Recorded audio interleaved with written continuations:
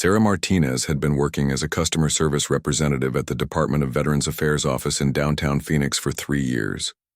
Every morning, she arrived early, organized her desk, and prepared herself for another day of helping veterans navigate the complex system of benefits and services they deserved.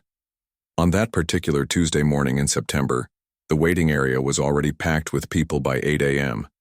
Sarah noticed him immediately, an elderly man in his 70s, wearing a faded military cap and leaning heavily on a walking cane. His hand shook slightly as he tried to fill out the paperwork, and sweat beaded on his forehead despite the air conditioning. The man's name was Robert Chen, a Vietnam War veteran who had served 2 tours of duty before returning home to a country that didn't welcome him with open arms. Now, decades later, he was struggling with health issues related to his service, but the paperwork seemed impossible to understand. Sarah watched as he sat in the crowded waiting room for over 2 hours, occasionally looking up at the number display with confusion. When Sarah finally called his number, Robert shuffled slowly to her desk, apologizing for taking so long to walk over. His file showed multiple attempts to apply for disability benefits, each one incomplete or missing crucial documentation.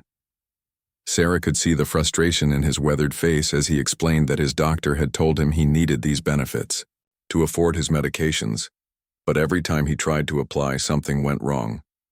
Sarah's supervisor, Janet Morrison, was known for her strict adherence to protocol.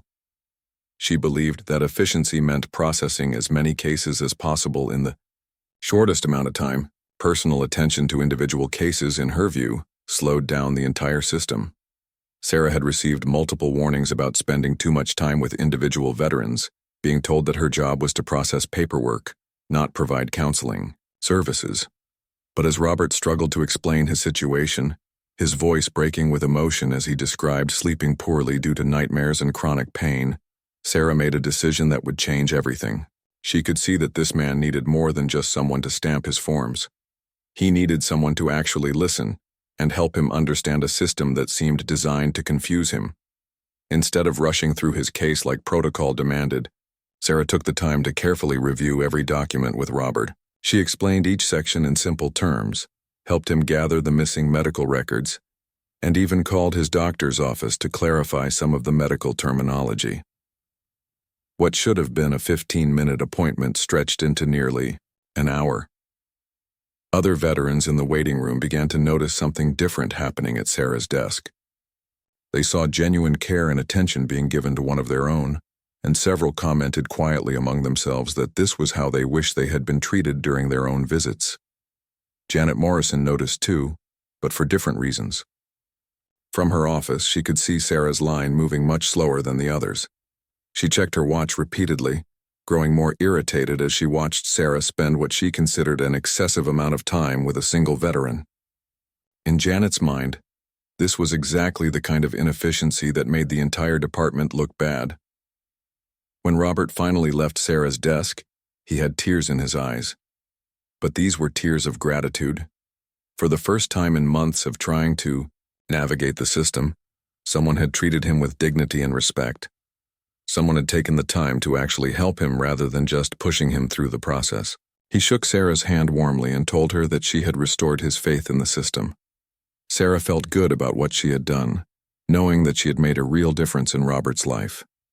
She had no idea that her act of compassion was about to set in motion a chain of events that would threaten her career and ultimately change her life in ways she could never have imagined. The very next morning, Sarah arrived at work to find Janet Morrison waiting at her desk with a stern expression and a manila folder in her hands. The folder contained documented observations of Sarah's interaction with Robert Chen, including timestamps showing exactly how long the appointment had taken, and notes about her failure to follow established protocols.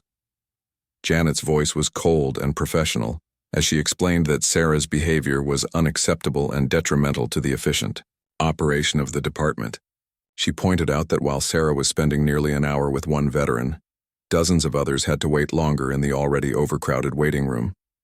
The department had quotas to meet and standards to maintain, and Sarah's actions were preventing them from serving the maximum number of veterans each day. Sarah tried to explain that Robert had needed extra help, that he was confused and overwhelmed by the paperwork, and that taking the time to properly assist him was the right thing to do. She argued that helping veterans effectively was more important than processing them quickly, and that quality of service should matter more than quantity of cases handled. But Janet was unmoved by these arguments. She had heard them before from other employees who she felt were too emotionally invested in individual cases. In her experience, the best way to serve the veteran community was to maintain an efficient system that could help as many people as possible in the shortest amount of time. Getting personally involved with individual stories, she believed, was a luxury the department couldn't afford. The disciplinary meeting lasted less than 15 minutes. Janet informed Sarah that she was being written up for failure to follow department protocols and inefficient use of work time. This was Sarah's final warning. Any future violations would result in immediate suspension. Sarah was required to sign the disciplinary form and was told that a copy would be placed in her permanent personnel file. For the rest of that day, Sarah felt the weight of the warning hanging over her. She found herself watching the clock during every interaction with veterans, trying to balance her desire to provide good service with the need to keep her job. The joy she usually felt from helping people was replaced by anxiety and frustration. Word of Sarah's discipline spread quickly through the office. Some of her colleagues sympathized with her situation, but advised her to keep her head down and follow the rules. Others whispered that she had brought the trouble on herself by being too soft-hearted for the job. The atmosphere in the office became tense, with everyone more conscious of being watched and evaluated. Sarah's husband, David, noticed the change in her when she came home that evening. She had always been passionate about her work, often sharing stories about the veterans she had helped during the day. But that night, she was quiet and withdrawn, picking at her dinner and staring off into space. When he asked what was wrong, she broke down and told him about the disciplinary action. David was outraged that his wife was being punished for showing compassion and doing her job well.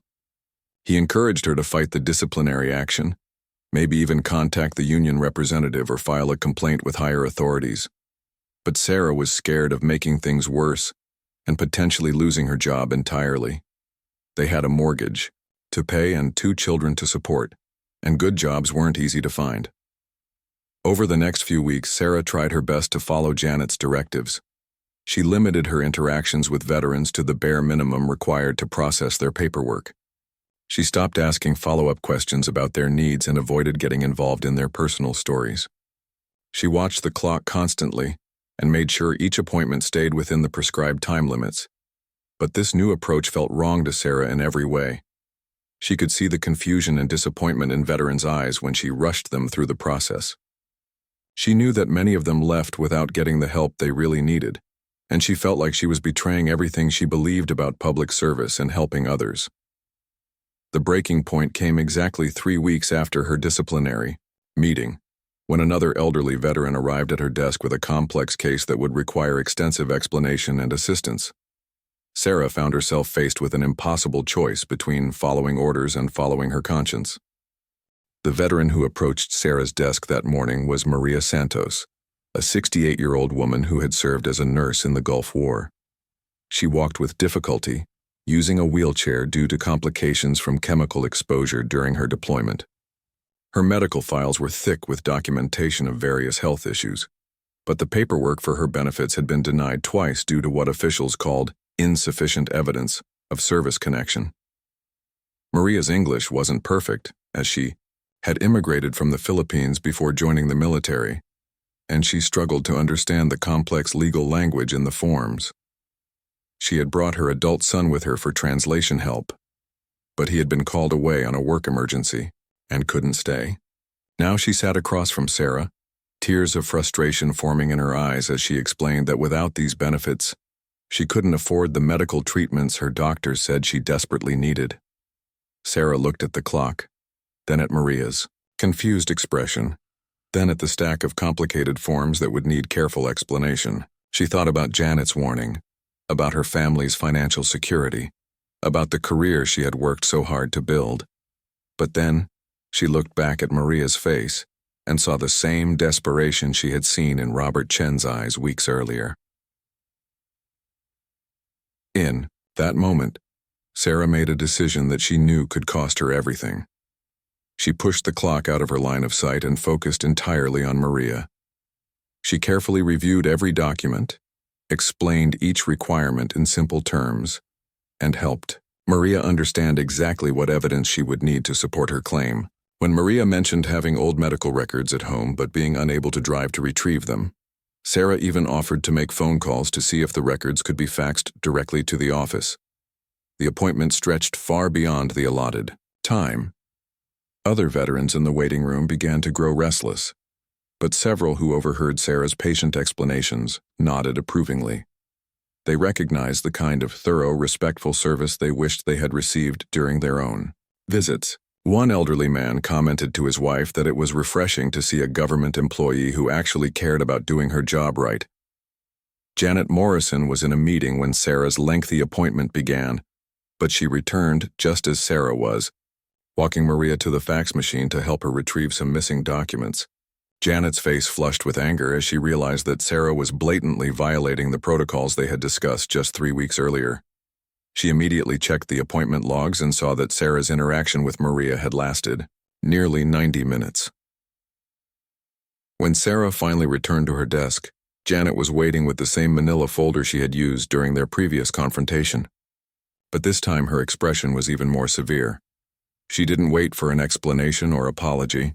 Instead, she simply informed Sarah that she was being suspended immediately pending a formal review of her conduct. The suspension was effective immediately. Sarah was escorted to her desk to collect her personal belongings while other staff members watched in uncomfortable silence.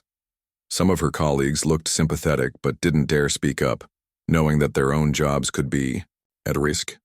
The veterans in the waiting area noticed the commotion and began asking each other what was happening to the helpful lady who had been treating people so nicely. Maria Santos was still waiting for her documents to finish faxing when she saw Sarah being escorted out of the building. She wheeled her chair as quickly as she could to catch up, reaching Sarah just outside the main entrance. With tears streaming down her face, Maria thanked Sarah repeatedly for being the first person in months to treat her with dignity and respect. She promised that she would never forget Sarah's kindness and said she would pray for her every day.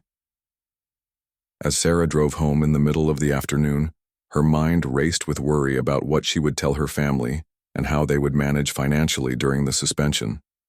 She had no idea how long the review process would take or whether she would have a job to return to at all. But despite her fear about the future, she felt no regret about helping Maria. Some things, she realized, were more important than following rules that seemed designed to prevent her from doing her job properly. That evening, as Sarah explained her suspension to her husband and children, she made a decision that would prove crucial in the days to come. She decided to document everything that had happened, writing down detailed accounts of her interactions with both Robert Chen and Maria Santos, as well as the exact nature of her disciplinary meetings with Janet Morrison. She had a feeling that these records might be important someday, though she had no idea just how significant they would become. During her suspension, Sarah spent her days anxiously waiting for news about the formal review, while trying to keep busy with household tasks and job searching. She had been told the process could take anywhere from 2 weeks to 2 months, and, with each passing day, her worry about their family's financial situation grew stronger. David had picked up extra hours at his construction job, but his income alone wasn't enough to cover all their bills. What Sarah didn't know was that her story was beginning to spread beyond the walls of the VA office. Maria Santos had been so moved by Sarah's treatment that she shared her experience with other veterans at her weekly support group meeting. The story of a government employee being punished for showing too much compassion struck a nerve with veterans who had often felt mistreated by the very system designed to help them. One of the veterans at that support group meeting was James Rodriguez, a former Marine who had served in Afghanistan and now worked part-time at a local newspaper. James had struggled with his own VA benefits for years and had experienced the same kind of rushed, impersonal treatment that Sarah was trying to change. When he heard Maria's story, he realized it was exactly the kind of human interest piece that needed to be told. James contacted Maria and asked if she would be willing to be interviewed for a newspaper article about Sarah's suspension. Maria eagerly agreed, saying that she wanted the whole world to know about the injustice that had been done to someone who was just trying to help veterans. Within a few days, James had also tracked down Robert Chen, who was equally willing to share his positive experience with Sarah.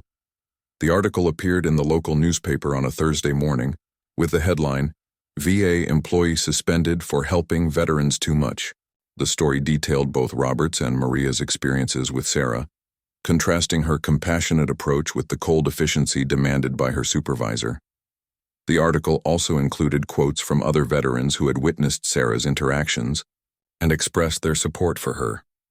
The response to the article was immediate and overwhelming. The newspaper's phone lines were flooded with calls from veterans and their families who had similar stories about poor treatment at VA offices. Local veterans organizations began sharing the article on social media, and it quickly spread to national veteran advocacy groups. Many readers expressed outrage that someone could be punished for providing excellent customer service to the people who had served their country. Sarah first learned about the article when her neighbor knocked on her door and handed her a copy of the newspaper. As she read about herself in print, she felt a mix of emotions: gratitude that her story was being told, but also anxiety about how the publicity might affect her chances of getting her job back. She worried that Janet Morrison would see the article as another violation of protocol, since employees weren't supposed to discuss internal matters with the media. But the article had caught the attention of someone Sarah never could have imagined. Major General Patricia Williams, a recently retired Army officer who now worked as a consultant on veteran affairs, was visiting her elderly father in Phoenix when she read the story in his morning paper. General Williams had spent the last 5 years of her military career working on improving services for veterans, and she was deeply troubled by what she read. General Williams had seen too many cases where well-meaning policies designed to create efficiency actually prevented veterans from getting the help they needed. She believed that the best way to serve veterans was to treat each case individually and provide the personal attention that people who had sacrificed for their country deserved. The story of Sarah's suspension represented everything that was wrong with the current system. After reading the article, General Williams made several phone calls to contacts she still had within the Veterans Affairs system. She learned that Sarah's case was not unique. Similar situations were happening at VA offices across the country, where employees who tried to provide exceptional service were being discouraged or disciplined for taking too much time with individual cases. General Williams decided that this situation required more than just phone calls and behind-the-scenes conversations. She had retired from the military specifically so she could speak more freely about issues affecting veterans, and this seemed like the perfect opportunity to use her influence for positive change. She began making plans to travel to Phoenix, to meet with the people involved in Sarah's case, including Sarah herself.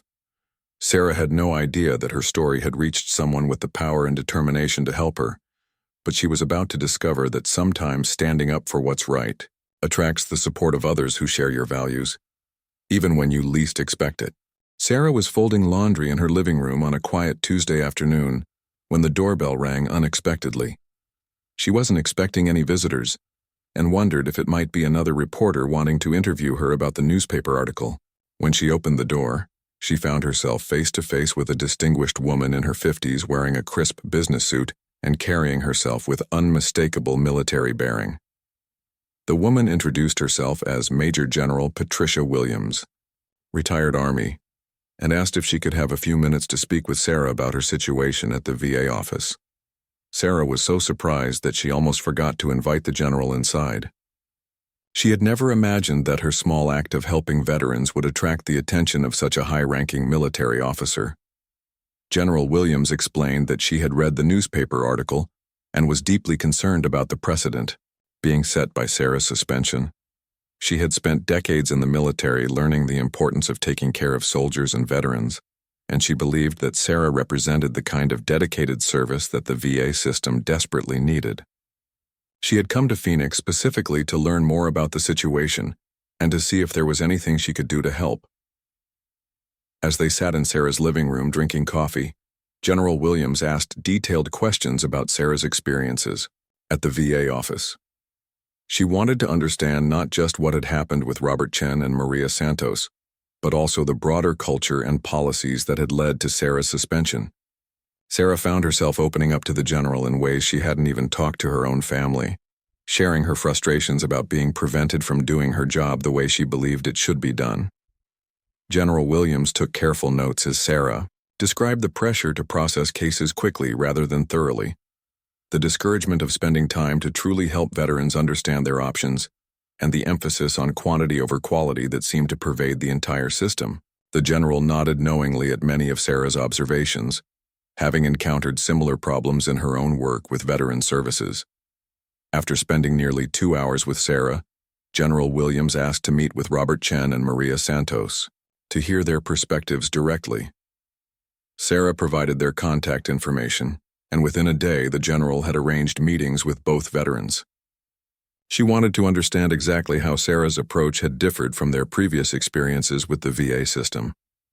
Robert Chen invited General Williams to his modest apartment, where she saw firsthand the struggles of an aging veteran trying to navigate complex bureaucracy. Robert showed her stacks of confusing paperwork he had received over the years, and described his frustration with previous VA employees who had seemed more interested in getting him out of their office than in actually helping him. He praised Sarah as the first person who had treated him with patience and respect, taking the time to explain things in terms he could understand. Maria Santos met with General Williams at a local community center, wheeling herself to the meeting despite her obvious physical discomfort. Through tears, Maria described her previous experiences at the VA office, where she had felt rushed and dismissed, as if her service to her country didn't matter. She explained how Sarah's compassionate approach had not only helped her understand her benefits but had also restored her faith in the system she had served. After meeting with all three people, General Williams had a clear picture of what was happening. Sarah wasn't just a good employee being punished for minor rule violations. She was a dedicated public servant being disciplined for providing the kind of excellent service that all veterans deserved. The general realized that this case represented a much larger problem within the VA system that needed to be addressed at the highest levels. General Williams decided to take action that would send shockwaves through the entire regional VA administration.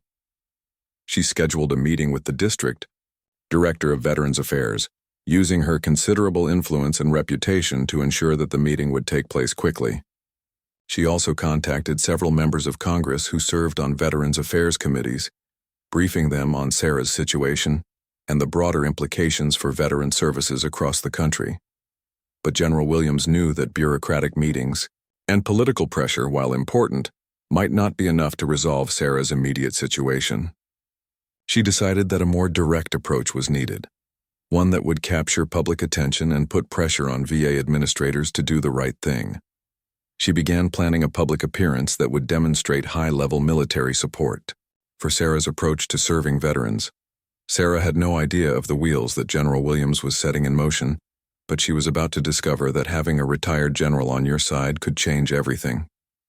The quiet suburban mother, who had simply tried to do her job with compassion, was about to become the center of a much larger conversation about how America treats its veterans.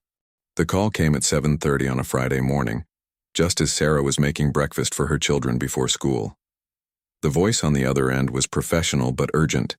It was the district director of Veterans Affairs, asking if Sarah could come to the office immediately for an important meeting. After 3 weeks of suspension and uncertainty, Sarah's heart raced as she wondered if this call meant she was about to lose her job permanently. Sarah arranged for her neighbor to watch the children and drove to the VA office with trembling hands.